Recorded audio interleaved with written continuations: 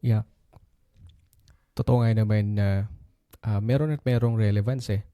So kung papalit-palit ang way ng sabihin sa word ng mga uh, let's say the secular, it's progressing. If the world is progressing, ano kaya yung role ng simbahan?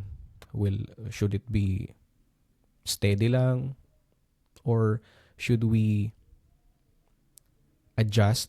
Habulin natin yung palayo na mundo. Good question, bro, no?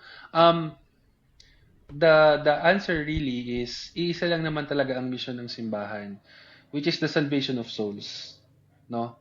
And by that mission, our mission is to extend the salvation of the Lord, no? Kasi inextend yan sa atin ng Panginoon. Is His will to save souls. We have to adjust according to that. Hindi tayo pwedeng nag-a-adjust nang wala yung layunin na yon sa isipan natin. Adjust tayo ng adjust tapos nawawala na tayo, 'di ba?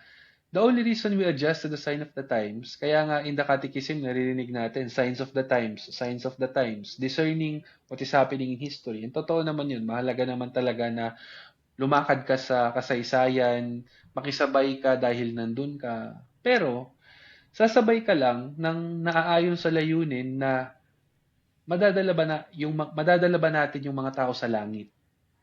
Doon lang mag-a-adjust yung simbahan. No? Hindi siya kapag nag-adjust siya tapos mas marami pang tao yung hindi nakapunta ng langit, hindi nakilala ang Panginoon, no? Bakit pa siya nag-adjust in the first place? So yung pastoral strategy na yon, it only makes sense if we understand the goal na we're here for the salvation of souls. It's been like that ever since the foundation of the church.